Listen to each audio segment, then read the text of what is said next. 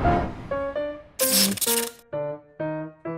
sebagai investor to my channel Nizar Imam. Jadi di episode kali ini kita akan ngomongin tentang kripto ya. Terutama kita akan ngomongin tentang token-token milik para artis ya, yaitu seperti token ASICS milik Mas Anang Hermansyah dan token iCoin milik Wirda Mansur, anaknya Yusuf Mansur. Jadi di sini kita bisa tahu ya, kemungkinan besar itu trennya ke depan akan seperti ini ya. Jadi para artis itu akan buat project tokennya masing-masing seperti project kue-kue artis yang sebelumnya itu gempar dan tiba-tiba hilang ya, seperti itu. Oleh karena itu saya di sini pengen ngasih tahu sama teman-teman semua kira-kira gimana sih cara membedakan project yang beneran dan project yang kira-kira rug pull. Jadi kita punya bekal ya kalau misalnya artis-artis memang beneran ngeluarin tokennya masing-masing.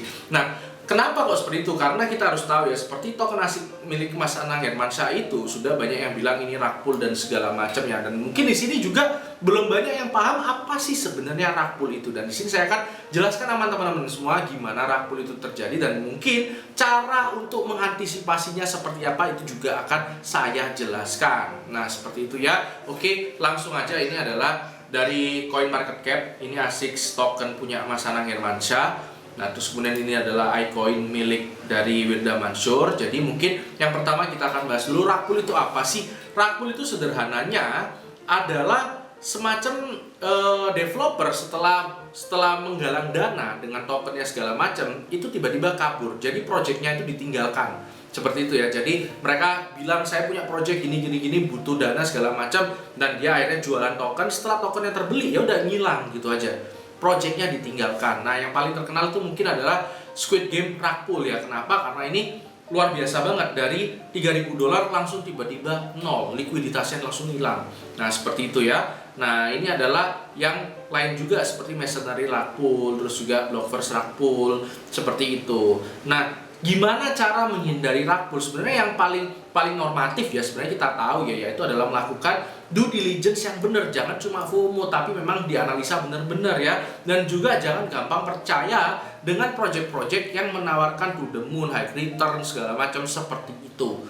Nah, itu adalah sederhananya. Tapi di sini saya akan kasih sama teman-teman semua yang lebih praktikal, cara yang lebih reliable lah daripada cuma yang normatif seperti ini. Yang pertama itu adalah menggunakan token sniffer. Jadi di token sniffer ini nanti teman-teman bisa masukkan nomor seperti ini, kontraknya ya, nanti dimasukkan di sini, nanti akan keluar hasil nilainya, nilai auditnya. Jadi ini berapa nilainya, semakin tinggi semakin legit project tersebut.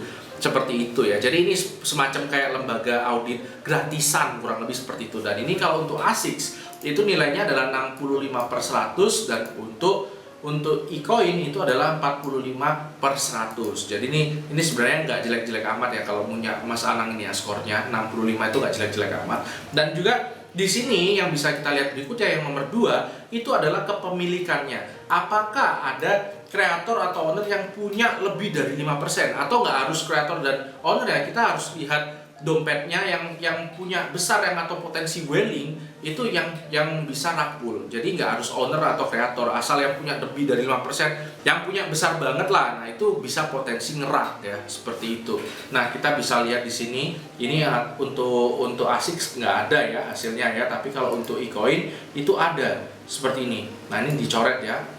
Nah, terus kalau kita lihat lebih detail lagi di view holders nanti kelihatan seperti ini. Ini ada yang punya 12,77%. Jadi ini potensi rug itu ada seperti itu.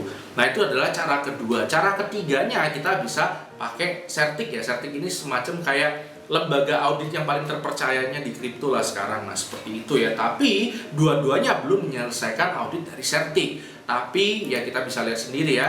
Kalau di iCoin itu sudah dipasang, padahal harusnya belum boleh dipasang ya. Kita lihat di ASICS itu udah dihilangin. Sebelumnya ada tapi diprotes ya, terus akhirnya dihilangin logo Certic-nya. Seperti itu. Jadi kita bisa pakai Certic tapi dua-duanya belum selesai. Seperti itu. Yang keempat adalah kita bisa lakukan itu lihat white paper-nya. Ya, jadi kalau kita lihat di website ASICS Token ini ada view white paper, terus nanti hasilnya seperti ini, introduction segala macam. Dan untuk iCoin itu kita bisa lihat dari websitenya juga, iCoin Global. Nanti kita bisa download PDF dari white papernya. Ini untuk iCoin ya, seperti ini. Nah, sekarang yang ingin saya kasih tahu, untuk ngecek ini legit apa enggak, kita juga bisa lihat dari white papernya. Kita harus bedakan mana yang white paper real dan mana yang cuma itu sales paper, seperti itu ya. Kalau kalau kita lihat seperti ini semacam cuma sales paper doang ya. Kenapa? Karena kalau white paper tuh harusnya dia bisa menyasar apa problemsnya dan apa yang ditawarkan oleh projectnya sebagai solusi,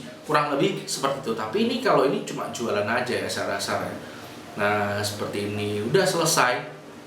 Nah saya rasa juga teman-teman semua bisa buat lah kalau kayak gini aja ya.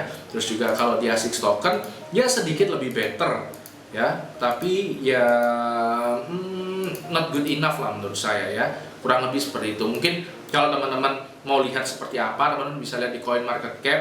Di sini misalnya Shiba Inu ya, Shiba ini yang salah satu yang dikritik Mas Anang kemarin di TV ya. Kita bisa lihat white papernya seperti apa di sini. Nanti kita bisa download seperti ini ya.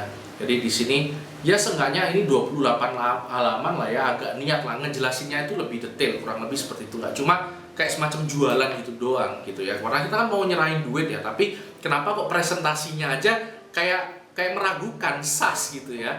Nah itu yang juga cukup penting. Jadi yang keempat adalah white papernya seperti apa.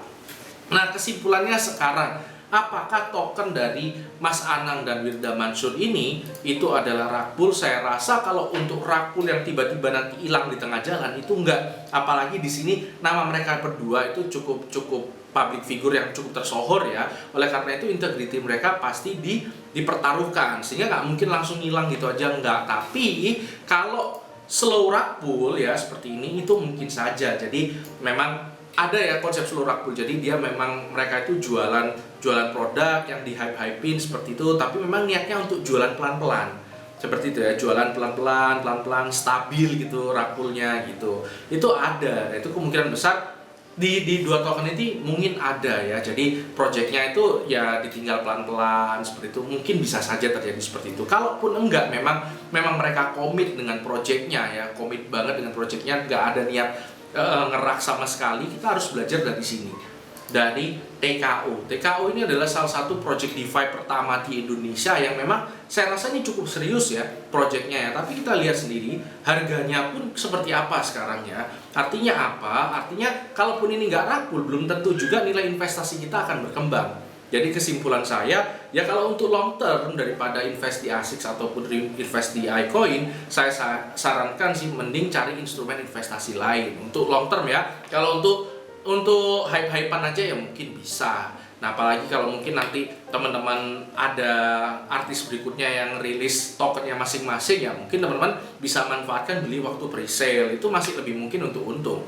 Seperti itu, beli waktu pre-sale ya, meskipun kadang-kadang ada vestingnya seperti itu. Nah mungkin kalau teman-teman setuju dengan saya atau nggak setuju dengan saya, boleh-boleh aja komen, like, dan subscribe di bawah ya. Karena di sini juga ini saya open minded aja, ini pendapat saya pribadi. Kalau teman-teman nggak setuju, boleh-boleh aja, saya tahu ya ini pasti banyak fans-fansnya yang mungkin juga nggak setuju sama saya juga, ya nggak masalah. Tapi ini menurut saya sih gitu, ngerak langsung sih enggak ya. Kalau ngerak pelan-pelan ada potensinya, tapi kalau kita lihat kalaupun nggak ngerak pelan-pelan ya tetap aja apa sih sebenarnya project yang diutamakan, yang memang luar biasa banget, yang revolusioner banget dari dua token ini tuh apa sih sebenarnya? Bahkan kalau kita lihat perlahan, ini kedua token ini itu produknya hampir mirip ya. Ya jadi memang nggak ada sesuatu yang revolusioner banget ya. Jadi ngapain kita berharap invest di situ terus naik long term jangka panjang itu harganya naik? Enggak ya. Gitu, seperti itu ya, itu menurut saya. Oke, itu aja episode kali ini. Karena hidup harus seimbang, tetap cerdas, tetap santai.